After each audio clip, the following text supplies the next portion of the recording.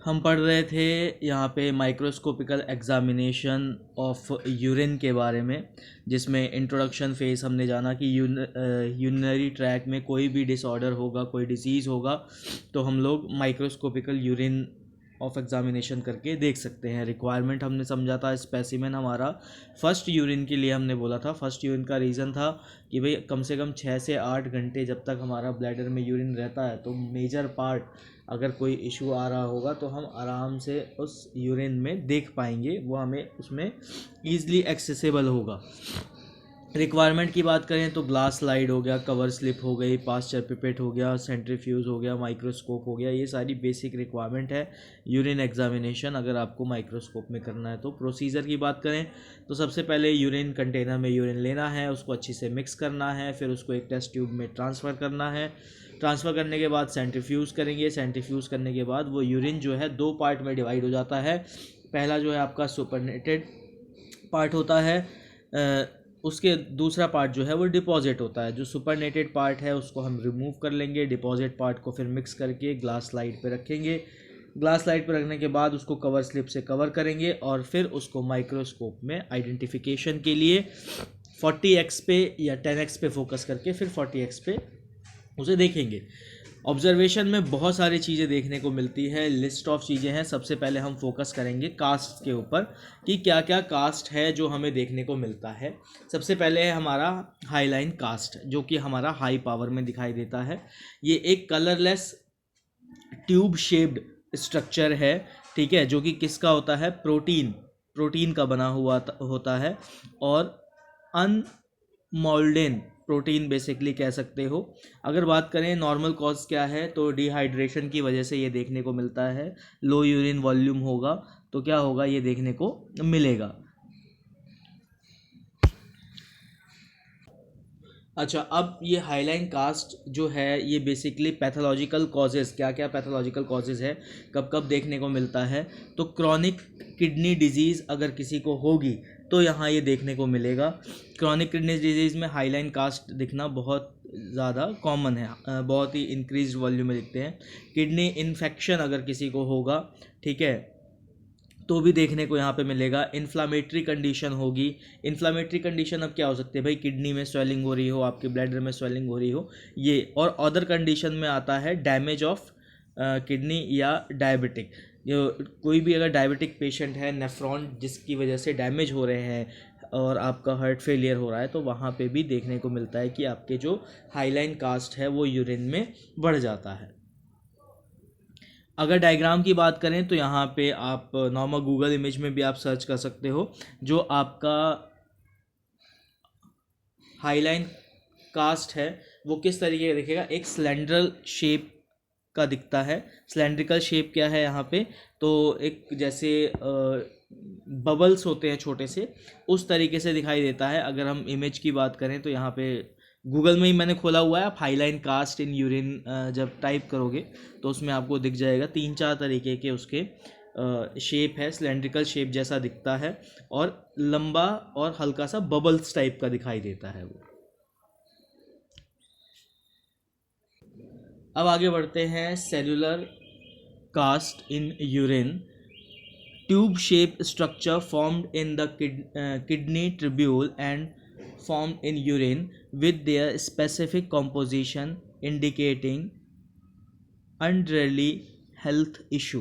अब बहुत सारे हेल्थ इशू हो सकते हैं। मेनली देखो क्या होगा, जब भी किडनी में कोई हेल्थ इशू होगा ना तो आपके यूरिन में बहुत सारी चीज़ें देखने को मिलती है। This process is often a sign of problem in the kidney and can result from condition like dehydration और किडनी डिजीज़। अगर आप पानी कम पियोगे तो भी ये चीज़ देखने को, सेलुलर कास्ट जो है ये देखने को मिलेगा। या फिर किडनी डिजीज़ हो सकती है। किस तरीके की किडनी डिजीज़ हो सकती है, तो अगर पैथोलॉजिकल कंडीशन हम देखते हैं यहाँ पे कि भाई कौन सी ऐसी किडनी डिजीज़ है जहाँ पे ये सेलुलर कास्ट जो है, तो रीनल डिजीज़, ठीक है, अगर आपके बॉडी में रीनल डिजीज़ इंक्रीज़ हो रही है, किडनी इंजरी हो रखी है, ठीक है, डिहाइड्रेशन, पानी बहुत ज़्यादा कम पी रहे हैं आप, ठीक है, या फिर फिज़िकल कोई डैमेज देखने को मिला है, तो यहाँ पे सेलुलर कास्ट जो है वो देखने को आपको मिलेगा। सेलुलर कास्ट किस तरीके का दिखता है, अगर इमेज की बात करें तो सेम यहाँ पे यूरिन कास्ट जो है सेलुलर कास्ट वो भी सेम सिलेंड्रिकल शेप का दिखेगा, थोड़ा सा ये कलर्ड दिखाई देता है ड्यू टू द सेल्स, क्योंकि अलग अलग सेल्स का, जैसे मान लो रेड सेल्स का कास्ट होगा तो वहाँ पे वो हल्का सा रेडिश दिखाई देगा, वाइट सेल्स का कास्ट होगा तो वो आपको हल्का सा येलोइश सा दिखाई देगा। तो अलग अलग सेल का जो कास्ट होता है वो उस तरीके से दिखाई देता है। अब बात करते हैं यहाँ पे वाइट सेल कास्ट की। वाइट सेल्स क्या हैं, हमारे यहाँ पे WBCs की बात करी जा रही है, ठीक है, डिफरेंशियल सेल्स जो हैं उनकी बात की जा रही है। Microscopical cylinder structure in the urine that contain white blood cell indicate an inflammatory और infection process in the kidney. Most commonly जो है आपके जो आपकी फेलरिक ट्यूब्स है उसमें देखा जाता है, किडनी इन्फ्लामेशन में देखा जाता है, इंटरस्टिशियल नेफ्रेटेक्स यानी नेफ्रॉन में किसी भी तरीके का कोई इन्फ्लामेशन है या कोई डैमेज है या कोई इंटरनल सेलुलर डैमेज है, रीनल ट्यूब्यूल का डैमेज है, तो इन सब में देखा जाता है कि, या प्रोटीन मैट्रिक्स है जब बढ़ने लगता है बॉडी में, तो इन सब कंडीशन में देखा जाता है कि आपके जो वाइट ब्लड सेल्स है वो आपके यूरिन में दिखना शुरू हो जाते हैं। वाइट ब्लड सेल्स कौन कौन से हैं आपके, तो न्यूट्रोफिल है, बेसोफिल है, इस्नोफिल है, ठीक है, मोनोसाइट है, ल्यूकोसाइट्स हैं। तो ये सारे सेल्स के जो कास्ट हैं ये आपके यूरिन में दिखाई देने शुरू होते हैं। एलर्जिक कंडीशन में भी, नेफ्रॉन एलर्जिक कंडीशन होती है उसमें भी कई बार ये देखने को मिला है। आप पानी कम पीते हो तो उसमें भी क्या होता है, कई बार जो सेल्स हैं वो फिल्ट्रेट होने शुरू हो जाते हैं, क्योंकि उससे क्या होता है जो आपके ग्लोमेरुलर फिल्ट्रेशन रेट है वहाँ से, जो ग्लोमेरुलर फिल्टर है, ग्लोमेरुलर डक्ट जिसको बोलते हैं, वहाँ से वो सेल को भी फिल्टर करना शुरू कर देता है। अगर हम डायग्राम की बात करें तो सेम ये भी अलग अलग वाइट ब्लड सेल्स जो है वो आपके सेलुलर शेप, जैसे वाइट ब्लड सेल होता है ल्यूकोसाइट जैसा होता है, न्यूट्रोफिल जैसा होता है, उसी शेप का दिखाई देगा। बस कास्ट के फॉर्म में क्या होता है कि आप उसका न्यूक्लियस आइडेंटिफाई नहीं कर सकते, क्योंकि न्यूक्लियस आइडेंटिफिकेशन के लिए आपको स्टेनिंग की ज़रूरत पड़ती है और यूरिन की स्लाइड स्टेन नहीं की जाती है, डायरेक्ट उसको ऑब्जर्व किया जाता है लाइट में। Identification on the basis of nucleus हम इसलिए नहीं कर पाते हैं WBC सेल के कास्ट में, क्योंकि कास्ट में क्या होता है, न्यूक्लियस जो है वो इतना क्लियर नहीं होता है, सेल डेड फॉर्म में होते हैं और एक दूसरे के ऊपर कई बार ओवरलैप भी होते हैं। और यूरिन की स्लाइड हम लोग कभी स्टेन नहीं करते हैं, डायरेक्ट हम क्या करते हैं, सेंट्रीफ्यूज करते हैं, डिपॉजिट पार्ट्स में देखते हैं, तो हल्का हमें शेप स्ट्रक्चर तो दिखाई देता है सेल का कि भाई हाँ, जैसे आपका कह सकते हो लिम्फोसाइट है, इस्नोफिल है, न्यूट्रोफिल है, ठीक है, तो ये सब सेल का एक ओवरऑल स्ट्रक्चर दिखाई देता है, लेकिन आप क्लियरली आइडेंटिफिकेशन जो है कि on the basis of nucleus जो है वो नहीं कर पाओगे, क्योंकि एक बल्क की फॉर्म में वो दिखाई दे रहा होता है। आगे बढ़ते हैं, red blood cell cast in urine. Red blood cell cast क्या है, तो red blood cell cast in urine indicates bleeding from the kidney, specifically from the glomerulus, and are a sign of underlying kidney disease or injury। अब यहाँ पे क्या है कि भाई अगर मान लीजिए आपके किडनी में कोई भी, क्योंकि देखो किडनी में सॉफ्ट टिश्यू होते हैं और नेफ्रॉन जो है वो क्या कर रहा है, वो फिल्टर कर रहा है, अगर किसी भी तरीके का फिजिकल डैमेज होता है, फिजिकल डैमेज से यहाँ पे है भाई, मान लो आप फुटबॉल खेल रहे हो, क्रिकेट खेल, कोई स्पोर्ट्स कर रहे हो और आप गिरते हो और गिरने से इनर कहते हैं ना कि भाई अंदरूनी चोट लगी है, तो इंटरनल अगर ब्लीडिंग होती है किसी भी वजह से किडनी ऑर्गन में, तो वहाँ पे आपको ब्लड में, यूरिन में आपको RBC के कास्ट देखने को मिलेंगे, RBC सेल्स देखने को, बेसिकली RBC सेल कास्ट बोलते हैं, वो देखने को मिलता है। अब वो क्यों देखने को मिलता है भाई, इंटरनल ब्लीडिंग हुई है, रेड ब्लड सेल्स हमारे हर जगह प्रेजेंट है सरफेस पे, तो वहाँ पे क्या होगा कि आपको वो यूरिन में दिखाई देंगे। किस तरीके से यूरिन में दिखाई देंगे, तो आप देखोगे कि एक डॉट डॉट गोल गोल से आपको रेड कलर, हल्का सा ब्राउनिश या रेडिश कलर का आपको वो शेड दिखाई देगा।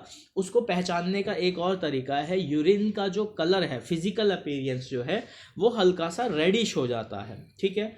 आरबीसी जो है नॉर्मली फीमेल में मेंस्ट्रुएशन साइकिल के टाइम पे आपका जब यूरिन कलेक्ट किया जाता है उस टाइम पे भी देखने को मिलता है। इसीलिए कभी भी जब फीमेल का मेंस्ट्रुअल साइकिल चल रहा होता है तो यूरिन कभी कलेक्ट नहीं किया जाता है, उसको डिस्कार्ड मतलब उसको कैंसिल कर दिया जाता है, क्योंकि उस ये एक नॉर्मल फिनोमिना है और जब पैथोलॉजिकल एग्जामिनेशन में जाएगा तो वो एबनॉर्मल फिनोमिना में चला जाएगा, ठीक है। या अगर मान लीजिए किसी वजह से कोई डैमेज है तो वो मेंशन किया जाता है कि भाई फिजिकल डैमेज है, या कई बार क्या होता है कि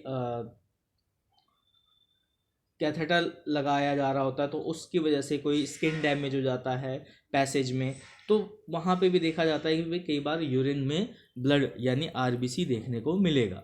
और किस वजह से है, लम्स वगैरह, न्यूट्रोफिल लम्स वगैरह अगर आ रहे हैं तो भी आपको देखने को मिलेगा, ठीक है। कि यूरिनरी क्रिस्टल्स अगर बढ़ जाते हैं तो उस केस में भी क्या होता है कि आरबीसी यहाँ देखने को मिल जाएगा। किसी भी तरीके का प्रोटीन मैट्रिक्स अगर आपकी बॉडी में बढ़ रहा है तो भी वहाँ पे आरबीसी का देखने को मिल जाएगा। इन्फ्लामेटरी किडनी डिजीज़ है जिसकी वजह से इंटरनल सेल अगर डैमेज हो रहा है तो भी वहाँ आरबीसी देखने को मिलेगा। डायग्राम की बात करें तो एक बल्क मतलब कह सकते हो जैसे अंगूर का गुच्छा होता है ना, उस तरीके से भी कई बार दिखते हैं आरबीसी अलग अलग एक साथ जुड़े हुए, या सिंगल सिंगल आरबीसी भी सेल्स जो हैं अलग अलग से रिंग शेप के दिखाई देते हैं। उसके अंदर आपको हल्का सा ब्राउनिश शेड सा दिखाई देगा। ओके, अब आगे बात करते हैं रीनल ट्यूब्यूल एपिथेलियल यानी आरटीई सेल कास्ट। ये काफ़ी इम्पॉर्टेंट पार्ट है, क्योंकि इसमें क्या होता है, किडनी डैमेज अगर है तो ही ये देखने को मिलता है। The renal tubule epithelial that is RTE cell cast in urine indicates kidney damage. ध्यान रखना, यहाँ जब किडनी डैमेज हो रही होती है तो यहाँ पे रीनल ट्यूब्यूल्स जो हैं वो देखने को मिलते हैं। as it is formed in the kidney tubules when the cells clumps together within a protein matrix. The presence of this cast is associated with condition like acute tubules necrosis, kidney transplant rejection, certain viral infection and severe kidney injury from disease like diabetic और nephropathy. अब यहाँ पे क्या है भाई, मान लो किसी का किडनी ट्रांसप्लांट हुआ है, तो अगर किडनी ट्रांसप्लांट हुआ है और एक्सेप्टेंस नहीं हुई है बॉडी में, तो यहाँ पे आपको क्या देखने को मिलेगा, आरटीई यानी renal tubule epithelial cell cast जो है वो देखने को मिलेगा। तो ट्रांसप्लांट रिजेक्शन हो गया, किडनी ट्रांसप्लांट रिजेक्शन। अगर किडनी किसी भी वजह से डैमेज हो रही है तो भी यहाँ पे क्या देखने को मिलेगा, आपको आरटीई सेल्स जो हैं वो देखने को मिलेंगे। क्लम्प्स की तरह दिखाई देते हैं बहुत सारे एपिथेलियल सेल्स जो हैं वो यहाँ पे दिखाई देंगे, ग्रेप्स की फॉर्म में दिखाई देते हैं। अगर बात करें डैमेज किस वजह से हो सकता है, तो मल्टीपल रीजंस होते हैं किडनी फेलियर के। तो किसी भी पेशेंट का अगर आपको चेक करना है कि भाई वो किडनी फेलियर की तरफ तो नहीं जा रहा है, या किडनी इंजरी तो नहीं है, कोई भी एक्यूट किडनी इंजरी AKI जिसको बोलते हैं वो तो नहीं है, तो उस फेस में आपने क्या देखना होता है, यूरिन के स्लाइड में ध्यान देना होता है कि रीनल ट्यूब्यूल ऑफ एपिथेलियल यानी आरटीई सेल कास्ट तो नहीं दिखाई दे रहा है, कि किडनी डैमेज की फॉर्म में तो नहीं जा रही है। ग्रैनुल कास्ट इन यूरिन की बात करें तो ये ग्रैनुल कास्ट क्या है, urine granule cast in seen in a kidney injury of often indicate acute tubules necrosis यानी ATN acute tubular necrosis. Those they can be also be seen in chronic kidney disease after stenosis, exercise और during dehydration. अब body में अगर dehydration ज़्यादा हो रहा होगा तो भी ग्रेन्यूल कास्ट देखने को मिलेगा। अगर आपका एक्यूट ट्यूब्यूल निक्रोसिस है डिजीज़ तो भी यहाँ आपको देखने को मिलेगा। यानी जब भी कोई किसी भी तरीके का आपका कह सकते हो कि फिज़िकल डैमेज या कोई क्रॉनिक डिजीज़ है तो ग्रेन्यूल कास्ट यहाँ पे ग्रेन्युलर कास्ट जो है वो देखने को मिलेगा। अब आगे बढ़ते हैं आपका wax cast in urine. Wax cast in urine क्या है? अ सिंगल स्लेवरियर impregant kidney function and are most often seen in advanced chronic kidney disease and kidney failure। Same again यहाँ पे वैक्स कास्ट कब दिखाई देगा? जब आपका किडनी जो है फेलियर की तरफ जा रहा होगा। और अपीयरेंस कैसा होगा यहाँ यूरिन का? तो हल्का सा ब्राउनिश डार्क देखने को मिलेगा। अब यहाँ पे एक कंडीशन आ जाती है कि कई बार यूरिन की प्रेजेंट आरबीसी की प्रेजेंट में भी आपको हल्का सा ब्राउनिश देखने को मिलता है, लेकिन जब माइक्रोस्कोप के अंदर आप देखोगे इस कास्ट को तो वो हल्का सा आपको बॉर्डर डार्क दिखाई देगा। ठीक है, यानी जो उसका शेप साइज है सिलेंड्रिकल शेप साइज़ का ही होता है, हल्का सा बॉर्डर जो है वहाँ पे उसको आपको डार्क देखने को मिलता है। ऑफेंट जो एज जो है वो शार्प होते हैं, थोड़ा सा कई बार ब्रोकन शेप में भी दिखाई देता है, हल्का बीच बीच में से टूटा टूटा सा।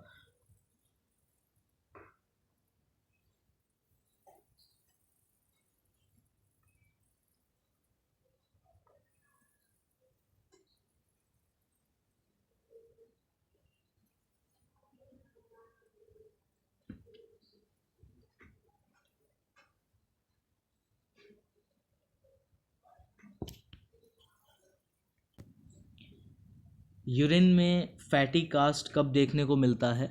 तो जब आपके बॉडी में एक्सेस प्रोटीन हो जाता है, यानी the fatty cast in urine are a sign of nephrotic syndrome, a kidney disorder disease characterized by excessive protein in the urine, swelling, high cholesterol और लो ब्लड प्रोटीन। अब क्या होगा? अगर ब्लड के अंदर प्रोटीन लेवल कम होने लगेगा। कम क्यों होगा? उसका रीज़न है कि हमारे जो किडनी है वो फिल्टर कर रही है उसको, प्रोटीन को। तो यहाँ पे क्या होगा? आपको फैटी कास्ट देखने को मिलेगा। फैटी कास्ट कैसे देखने को मिलता है? तो बल्क में रॉड शेप में ही जो आपका हल्का सा डॉटेड डॉटेड बबल जैसे स्पंज होता है ना, और लंबा एक पतला स्पंज का पीस आप कह सकते हो कि वैसा देखने को मिलता है। और ये ज़्यादातर आपका क्या होता है कि जब कोलेस्ट्रॉल लेवल बढ़ने लगेगा, ब्लड प्रेशर लो होगा कंडीशन में, तो ये आपको देखने को यहाँ पे फैटी कास्ट जो है देखने को मिलेगा। किडनी में जब डैमेज होता है तो कास्ट देखने को मिलते हैं, चाहे फैटी कास्ट हो, वैक्सी कास्ट हो, ग्रैनुलर कास्ट हो, रीनल ट्यूब्यूल एपिथेलियल कास्ट हो, रेड सेल कास्ट हो। उसका रीज़न क्या है? किडनी डैमेज का मतलब यहाँ पे किडनी फेलियर से नहीं है। किडनी डैमेज से यहाँ पे मतलब है कि कोई भी मिलियन ऑफ नेफ्रॉन्स जो हैं हमारी बॉडी में काम करते हैं, तब जाके हमारा जो ब्लड है वो किडनी फिल्टर कर पाती है। तो उस मिलियन ऑफ नेफ्रॉन्स में से अगर कुछ नेफ्रॉन्स, गिनती के अगर 4-5 नेफ्रॉन्स भी अगर डैमेज हो रहे हैं, तो जो ब्लड उन नेफ्रॉन के थ्रू पास हो रहा है, तो वहाँ से क्या होता है कि जो अदर सेल कास्ट हैं या जो अभी तक हमने पढ़ा है, ये सारे कास्ट वहाँ से जब फिल्टर होने लगते हैं तो वो किडनी डैमेज की कंडीशन में ही आता है। और नेफ्रॉन डैमेज किस वजह से होते हैं? उसमें मल्टीपल रीजंस हैं। कोई डिजीज़ हो सकती है, रीनल डिजीज़ से रिलेटेड हो सकता है, या आपके फिजिकल कोई डैमेज हो सकता है, चोट लगने की वजह से किडनी पे प्रेशर आया है, या कोई इन्फ्लामेटरी कंडीशन हो सकती है, कोई एलर्जिक कंडीशन हो सकती है, हाई कोलेस्ट्रॉल लेवल कंडीशन हो। भाई ब्लड में कोई लेवल बहुत ज़्यादा हाई हो रहा है तो वो क्या करेगा? भाई किडनी के नेफ्रॉन का काम ही है कि ब्लड में मैक्सिमम अनवांटेड प्रोडक्ट्स को जो यूटिलाइज नहीं किए जा रहे हैं बॉडी में, उसको फिल्टर करना है। तो वहाँ पे भी वो क्या करता है? चीज़ों को बाहर निकालना शुरू कर देता है। तो इसी वजह से कई सारी चीज़ें में जो टर्म ये आ रहा है किडनी डैमेज या किडनी फेलियर, ये इसी टर्म को डिनोट किया जा रहा है।